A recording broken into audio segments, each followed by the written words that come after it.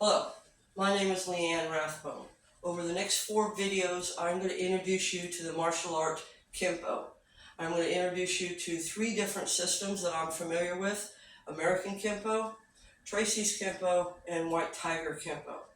I will introduce you to the basics, blocks, kicks, and punches, as well as self-defense techniques from all 3 systems.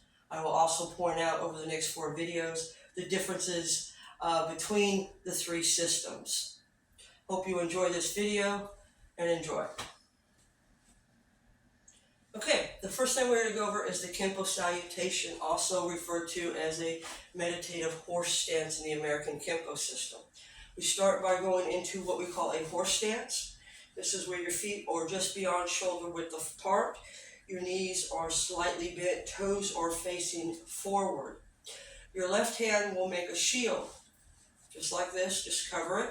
Your right hand will make a fist. The shield covers the fist. We're here at a sign of peace and respect. It's a common salutation or salute to one another. Your hands will then come up. As you slide your left foot to your right, you will bow, watching your opponent, and then come back to an attention stance, and then back to your neutral. And that's a Kenpo salutation that is usually done at the beginning of every class and at the end of every class. And sometimes you will see students give a quick bow to each other, and that's just a sign of respect or a job well done. Okay, so we just learned our Kenpo salutation, and we just learned our horse stance. Next thing we're going to look at is the fist, or how to throw a punch. There's 3 basic fists that you'll use, which is one we call the All-American fist. You just take your hand, curl the fingers, and tuck the thumb under. Now when you strike, you want to strike with the first 2 knuckles, not these 2, otherwise you're going to end up with a broken wrist or a broken hand. So strike with these 2 knuckles. Wrist is flat. Okay, that's fist number 1, or the American fist. You also have a thumb, where you tuck the thumb to the side, fist number 2. This is good so that when you strike, you can come back and use this to target a soft spot like the temple or the eye, anywhere where you have a soft target but not into bone. The third fist is a middle knuckle fist, also sometimes referred to as the eye of the phoenix. This, same thing, everything else applies except this will protrude. There again, going to soft targets. You'll see it in like an eagle's beak in White Tiger and Tracy's Kempo. It comes up under the muscle and strike. You also can see it in American Kempo systems, striking to the solar plexus and even to the neck or temple. Now when we throw a punch, there's a very specific way a martial artist will throw a punch, and it's important to understand why. We'll go to our square horse stance. Let me turn sideways here so you can see. Our hands are what we call a chamber position, and your hand is going to come straight out, nice and straight and level. At this point, the palm is up. Now, the reason we don't want to turn the elbow this way or turn this over too soon, you do not want to roll over until it leaves the rib cage, and that's because you want to use your front and back muscles rather than just the top tricep muscle. So from here, we're using both our big muscles to throw the punch with, and then we roll it over at the very last second, which brings the muscle group back to the tricep. You want to throw it right down the center line. So you want to aim for the face, the solar plexus, or the groin. Now what I do when I'm practicing is I kind of use my own height as my targeting. So you throw the punch out just like that. Okay, making sure the elbow stays in with the body and doesn't roll over too soon. Another reason you don't want to do this is it's a dead giveaway. People are trained from childbirth almost to watch for that elbow or that hand coming up to throw a strike. Every motion starts with that. So we don't want to trigger any warning systems. We want to keep it tight in the line of fire and out of the line of sight as best we can. Now to practice this, we go back to our horse stance, and we are going to put your right hand out straight in front of you, making sure the wrist is flat. You can put the thumb in any position you wish. Then from here, you're going to throw a punch straight out. Okay, then you're going to throw another punch, making sure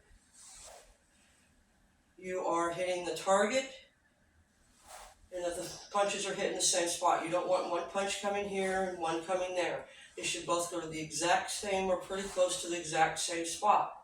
A good way to practice this is with a bag. If you don't have a bag, you can use a wall. Just making sure you don't actually hit the wall too hard because you don't want to damage the wall or your hand. Okay, so our punches, remember, we got fist number 1, fist number 2, and then our eagle beak fist. And we want to throw our punches straight out and coming to somewhere down the center line, such as the targeting the face, the solar plexus, or the groin. There again, straight in and straight out. Now, I usually, when I strike, I do not usually strike with a punch to the face. I usually use them for other areas of the body so I don't cut my knuckles or end up breaking my hand. So from here, and just straight.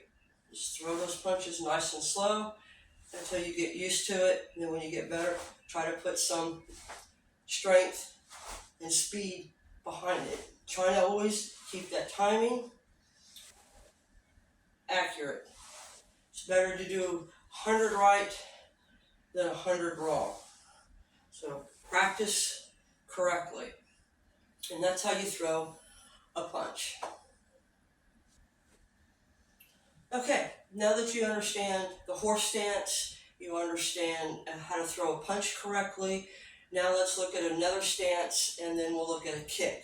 This stance is called, what we call it in White Tiger Kempo and in Tracy's, we call it a fighting stance. In American Kempo, they call it a neutral bow. It's done the exact same way. You start with your feet together, you slide your foot straight back, hands up in a ready position, and pivot. Now you want your toe and your heel to be on the same line. You want your weight 50-50. Now the reason for this is, this way I can block all 4 zones. Okay, I've got everything covered. I can move without having to readjust my weight. If my stance is too low, a lot of styles go into a real low stance. In order to kick or punch, I'm going to have to bring my body weight up or move my stance to reposition my weight. That's a tell. That's just telling everybody you're about to do something. So you should be able to do everything from your fighting stance. And there again, heel, toe relationship. A good way to practice this is put a broom down or a bow or even a piece of tape. You bring your hands up, slide your left foot straight back, and pivot. Your weight should be about 50-50. There again, you should be able to turn, throw your punches, throw your kicks without too much shifting of body weight, if none at all. Okay, so let's practice the left side first, and then we'll try the other side. So hands up, slide straight back, pivot, and you're in your neutral bow or fighting stance, depending on what system you are learning at this moment. Again, back and down. Hands up. Now, a lot of people keep their hands down. Some people keep them here. It's whatever you're comfortable with, but you have to be able to cover the face and the groin area. So it's best to keep one about face level and one about the groin midsection level so that you can get up and down. Also keep your hands open and relaxed, okay? If you're tense, that's going to slow everything down. So learn to do everything with open hands and closing them at the last second. Throw that punch, hands open, and then you just close at the last second, okay? Let's try the other side. Slide back, pivot, hands in your fighting position. Again, from here, we slide back, here, hands in the position. You should be able to lift your feet up, shift without too much bobbing up and down. Okay, again, back and into position. There again, fighting stance or a neutral bow, depending on the system you're in. Now, from this stance, we're going to show you how to throw a front snap kick. We're going to go into an open neutral bow. Okay, from here, and then we're going to bring our leg up into a chamber position, throw the kick, snap back into a chamber position, and go back to your point of origin or where you started from. Okay, now from a fighting stance, Bring the knee up. It should be hip level. Not too high, not too low. Up, kick, back, and down. Now, what part of the foot do you kick with? That's really going to depend on what you wear. Most of the time here in Florida, I'm in flip-flops or sandals, so I would use the ball of my foot.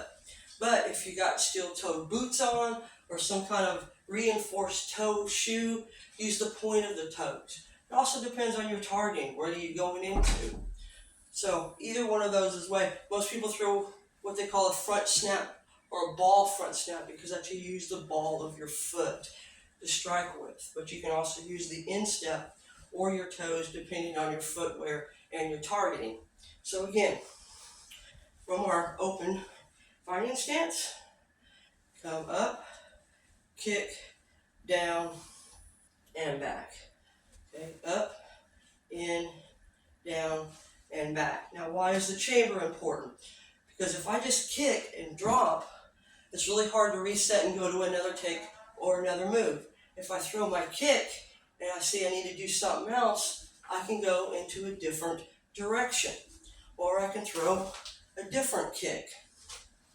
But either way, from here, I can put my foot where it needs to go to set up my next move or to retreat from the scene. Okay, again, up, kick, and back. Make sure the knee is slightly bent, and it's just a snapping motion. You just want to snap that knee, leg from the knee down, in and out. Okay, just in and out, real quick. Good. Now, if you got a bag or a pad or a pillow, that's something really good to practice with. Okay, again, the other side, in and out. In and out. In and out. Okay, chamber, rechamber. Chamber, rechamber. Every time. Okay, and those are front snap kicks, and that's also a neutral bow or a fighting stance.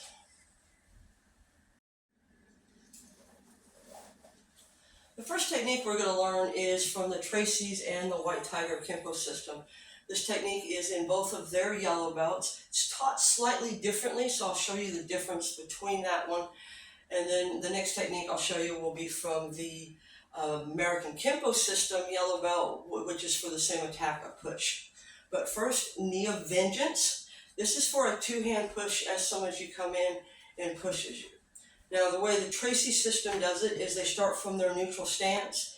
As the push comes in, they grab the shoulders or the arms, knee, stomp into a soft bow. This is what we also call a Jerry Lewis stance in our school. Because if you ever watch the old Jerry Lewis movies, that's kind of the way he would walk. You want your back foot pointing to 12 and your forward foot pointing to between 9 and 10:30. This is also called a closed kneel stance in the American Kempo system. You grab the hair.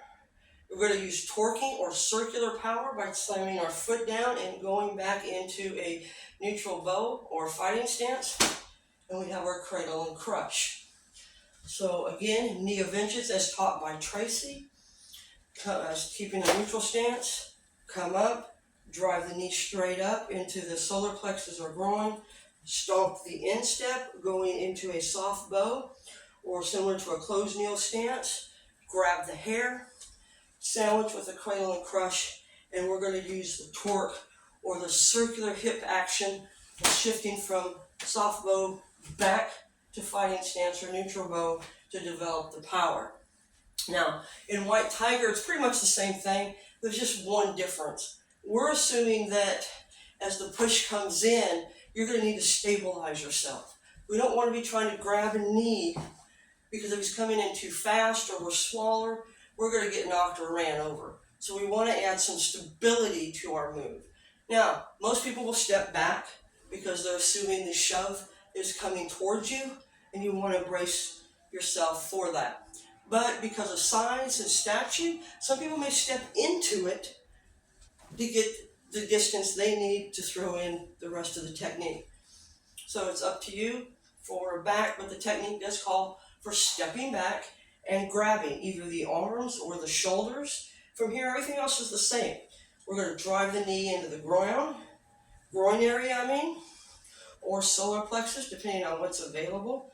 We're going to stomp the instep of their foot, go into our soft bow or Jerry Lewis stance, grab the hair, cradle and crush. Okay, we're going to use the torque or hip or circular action. So we're using circular power or torque power to make this part of the technique work. So again, White Tiger Kempo, we step back and counter grab. We drive the knee up. We stomp the leg, or the foot using the ball. We grab the hair and we use our torque to cradle and crush as we strike the orbital eye socket. Just like that. Okay, there again, the only difference between Tracy's and White Tiger is the initiation. Tracy's neutral, drive, stomp, grab, cradle and crush. White Tiger, we're going to step back to get ready for that shove and make sure we're stable and balanced. Then we're going to drive that knee into them, stomp, grab, cradle and crush.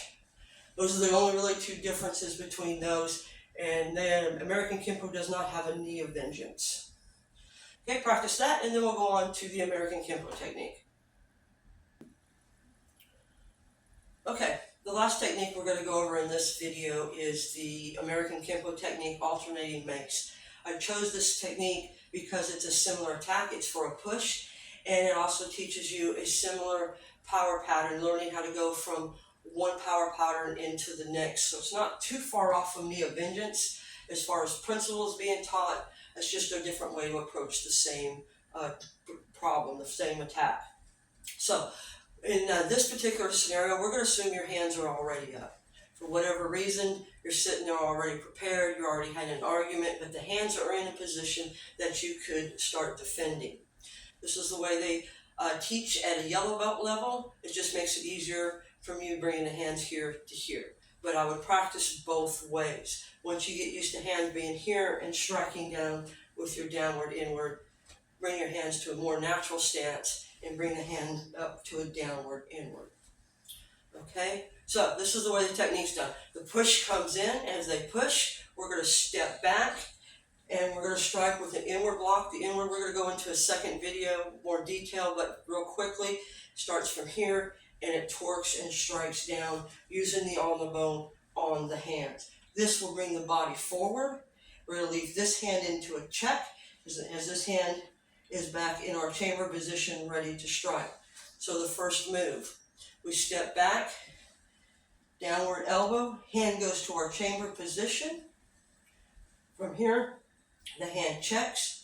We go into a forward bow, which is what they call it in American Kempo. In Tracy's and White Tiger, we call it a hard bow. So you're going to go into your forward bow with a vertical punch to the solar plexus. This will double your opponent over. We're going to continue to check those hands to make sure they don't come up. And we're going to use the shifting of our hips there again, just like we did in Knee of Vengeance, to develop our power. We're going to go from a forward bow back to a neutral bow as we throw a back fist and keep the hands checked. Okay, again, they come in. Strike down on the hands, bring that body and face forward. Vertical punch to the solar plexus. Now stand them back up. The hand checks. We come over the top as we shift from our forward bow to our neutral bow as we throw our back fist. We want the timing of this to be as one. As the hip turns, the hand strikes out. From there, they're going to cross out and go to your guard position. Now, crossing out is a big difference between American Kempo and Tracy's and White Tiger. White Tiger and Tracy's, we don't cross out. In White Tiger, once we've thrown this back fist, we're going to stay there, so if we need to, we can follow up with further moves, like a check kick, or a spinning back kick, or a roundhouse kick, or another strike to the body. Problem with crossing out is, yes, you do get out of the line of fire, but at the same time, you're no longer in a position to defend if they got up and come back. Actually, you're going to have to start the process all over. It's not nothing wrong either way. It's just a different way of looking at it. We're assuming that we're going to need to do more. The only time we really do a cross out is if we've thrown a back kick of some kind or some kind of a finishing move that would finish a normal person, and then we would just cross out once rather than double cross out. Okay, let's go over that technique one more time. Alternating mace. You step back, downward, inward. We're going to strike on those nerves. As the push comes in, we're going to strike and rake down that arm. Vertical punch to the solar plexus. This hand's lined up to go in check and set up for our next strike. This returns the check. Back fist as we shift from a forward bow to a neutral bow. Okay, so knee of vengeance, Tracy's, neutral stance.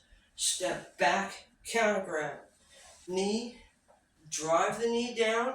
Same as in alternating mace, we're going to use our hips in this time, but we're going to go from a soft bow to a fighting stance, or a soft or a closed kneel stance to a neutral bow. And then we do our cradle and crush. In White Tiger, same as before, but we're going to add a step back, drive the knee up, stomp, grab, cradle and crush.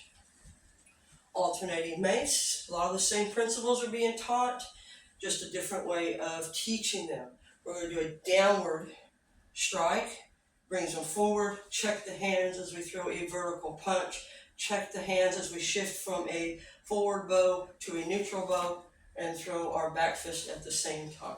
So both techniques are teaching you a transition from one stance to the next to develop power, and both techniques are using a torque or circular power to do that transition.